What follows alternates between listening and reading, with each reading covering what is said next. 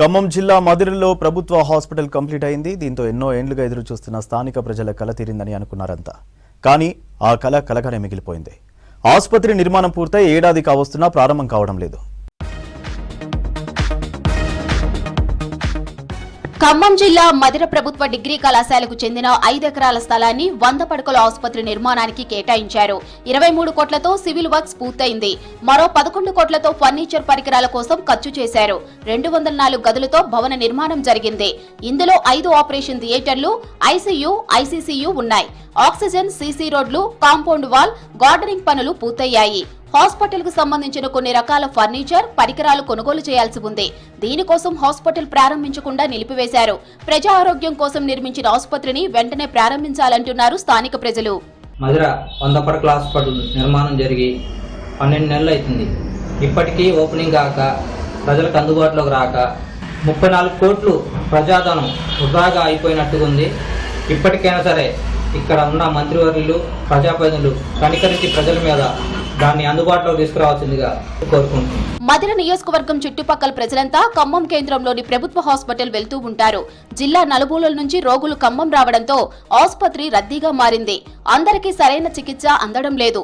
దూర ప్రాంతాల నుంచి వచ్చిన వాళ్లు వైద్యం అందక ప్రైవేట్ ఆసుపత్రికి వెళ్తున్నారు. దీంతో మదిర ప్రభుత్వ డిగ్రీ కళాశాల ఆవరణలో 34 కోట్లతో 100 పడకల ఆసుపత్రి నిర్మాణం చేశారు.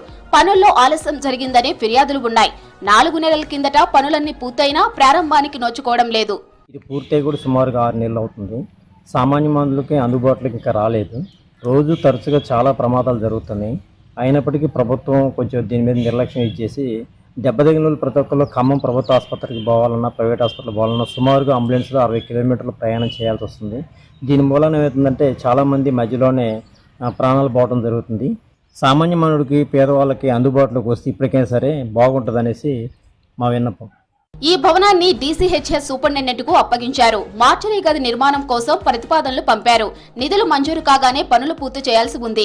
ఈ హాస్పిటల్ ప్రారంభిస్తే నియోజకవర్గంలోని మధిర, ఎర్రుపాలెం, బోనకల్లు మండలాల్లోని 70 గ్రామాల ప్రజలతో పాటు సరిహద్దుల్లోని ఆంధ్ర రాష్ట్రం ఎన్టీఆర్ జిల్లాకు చెందిన పలు మండలాల ప్రజలు ఇక్కడికే వచ్చే అవకాశం ఉంది.